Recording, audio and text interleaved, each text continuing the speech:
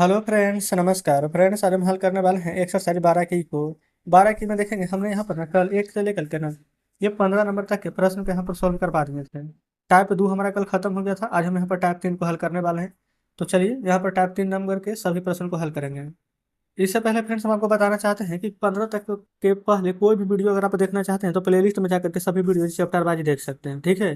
तो टाइप 3 पर आते हैं। 16 नंबर बोला गया है कि वृत्त की त्रिज्या 80 मीटर है और दूसरे संकेंद्र वृत्त की त्रिज्या 94 मीटर है। तो दूसरी वृत्त की परिधि पहले वृत्त की तुलना में कितना अधिक है। तो यहाँ पर दो बार परिधि निकालना पड़ेगा। एक का त्रिज्या 80 दिया गया है, एक का 94, दोनों का निकाल करके आपस में यहाँ पर माइनस कर देना है ना। चलिए हल करते हैं। लिखेंगे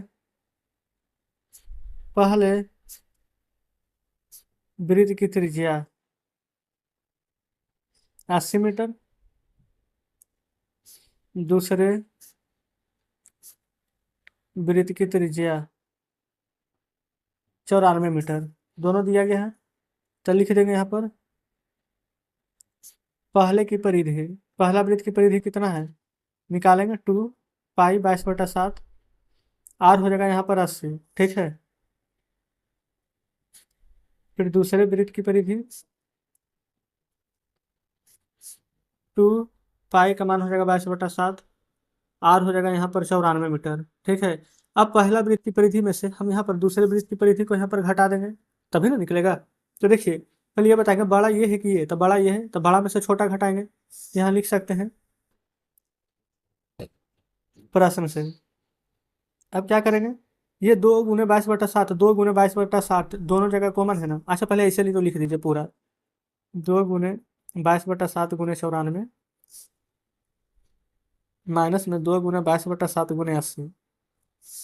अब 2 × 22/7 यहाँ पर कॉमन ले लेंगे, दोनों में है, और 94 माइनस यहाँ पर 80 कर देंगे। अच्छा 22 × 44 और नीचे 7 है तो नीचे 7 हो जाएगा। ठीक है, गुणा 94 में से 80 जाएगा तो 14 आ जाएगा।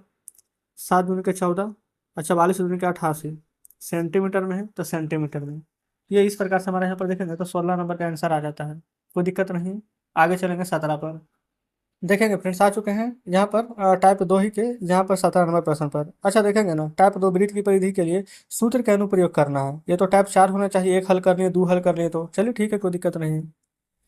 बोला क्या गया है, एक तार वृत्ताकार रूप में मोड़ा गया है जिसकी त्रिज्या 56 है। इस तार के अगर वर्ग के रूप में मोड़ दिया जाए तो वर्ग की लंबाई। तो यहाँ पर देख रहे हैं दो दो प्रश्न आ रहा है। पहला क्या आ रहा है, वर्ग का परिमाप किसके बराबर होगा, तो वृत्त की परिधि के बराबर। यहाँ तक में तो कोई दिक्कत नहीं है। अब वर्ग का परिमाप का फॉर्मूला आपको पता है, 4 × भुजा। अब वृत्त की परिधि होता है 2 पाई r, ये हो जाएगा 4 × भुजा। अब वृत्त की परिधि 2 पाई r, 2 पाई का मान 22/7। आर देखेंगे ना तो यहाँ पर फ्रेंड्स 56 सेंटीमीटर हमारा दिया गया है। कटेगा 7 से 7 या ठीक है 56, 8 बार में कट जाएगा। ये 4 से कट जाएगा, 4 दूनी 8। तो यहाँ पर भुजा कितना निकल जाएगा, तो 22 × 44 और 44 × 88 सेंटीमीटर। तो हमसे यही ना पूछा गया था। देखेंगे कि वर्ग के भुजा की लंबाई बताइए, तो बता दिए हैं 88 सेंटीमीटर। तो इस प्रकार से हमारा 17 नंबर तो सॉल्व हो गया है। 18 देखिए, बोला गया है एक तार का टुकड़े जो 8.9 सेंटीमीटर लंबे तथा 5.4 सेंटीमीटर लंबे चौड़े आयत के रूप में मोड़ करके पुनः एक वृत्त बनाया गया है। तो वृत्त की त्रिज्या है। तो यहाँ पर क्या पता चल रहा है आपको, कि आयत का परिमाप बराबर वृत्त की परिधि, या फिर ऐसे भी लिख सकते हैं पहले इस बार वृत्त की परिधि बराबर आयत का परिमाप।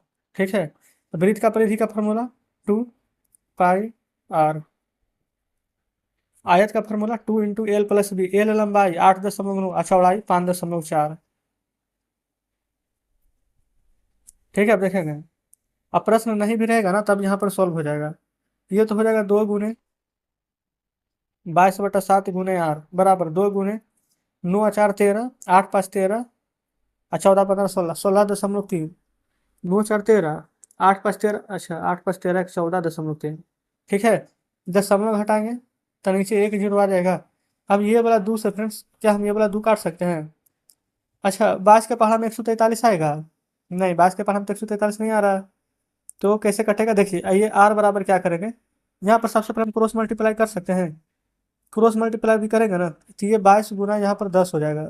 पहले ये वाला देखेंगे 143 × 7, तो ये अब 22 × 10 से नीचे लिख लीजिए पहले। अब यहाँ पर देखेंगे 22×32 से 22×7=54 से नहीं हमारा कट रहा है, तो आप क्या कीजिए, गुना कर दीजिए। 143 गुना अगर 7 करेंगे तो कटेगा ही नहीं। तो अगर 10 से भी काटना चाहें तो 10 से भी तो नहीं कटेगा। हम्म। तो चलिए ठीक है, कट नहीं रहा फ्रेंड्स, तो हम यहाँ पर ना दो से अगर यहाँ पर काटेंगे तो 2 से भी काटेंगे ना तो नहीं ही कटेगा ये हमारा। तो आपस में गुना कीजिए, 7×21 का 1, हाथ में 2, 14×7=98, 99, 100। और नीचे हो जाएगा 22×10, तो नीचे देखेंगे 10 कटेगा, एक जो है तो एक अंक के बाद दशमलव, तो 100.1/22। अब 22 से फिर इसको हम भागा देंगे ना, तो 4.55 सेंटीमीटर आ जाएगा हमारा यहाँ पर, ये भी लगभग में। ठीक है, ये 18 नंबर हमारा यहाँ पर सॉल्व हो जाता है, देख लीजिए। चलिए आगे 19 पर। 19 नंबर में बोला गया है कि एक इंजन के पहिए का व्यास है 35 सेंटीमीटर, तो इंजन के किस गति से चलेगा कि पहिया 5 मिनट में 2880 बार घूम लेगा। तो पहिए का व्यास है, तो व्यास को क्या बोलेंगे, डायमीटर, तो डी बराबर 35 सेंटीमीटर। ठीक है, अब यहाँ पर देखेंगे ना, हम क्या करेंगे, यहाँ पर वृत्त की परिधि निकाल लेंगे। अगर व्यास दिया रहता है ना तो डायरेक्ट वृत्त की परिधि बराबर फार्मूला होता है। एक परिधि तो पढ़ेंगे 2πr, ठीक है, एक डायरेक्ट होता है पाई डी। अब सोचेंगे पाई डी कैसे आएगा, देखिए वृत्त की परिधि होता है 2πr, इसी प्रकार से होता है 2πr। और डी बराबर क्या लिख सकते हैं, 2r। आप कहेंगे ऐसे कैसे हो गया, क्योंकि व्यास जो होता है ना वो फ्रेंड्स हमारा क्या होता है, त्रिज्या का दुगुना। तो 2r है ना, तो ये 2 और ये r, इसके जगह पर हम डी लिख सकते हैं, तो पाई और 2r की जगह पर डी। तो इसलिए वृत्त की परिधि की जगह पर हम पाई डी डायरेक्ट लिख सकते हैं। क्लियर है। तो पाई का मान हो जाएगा 22/7, और डी दिया गया है 35, तो 7 से 35 5 बार में, तो 22×5=110।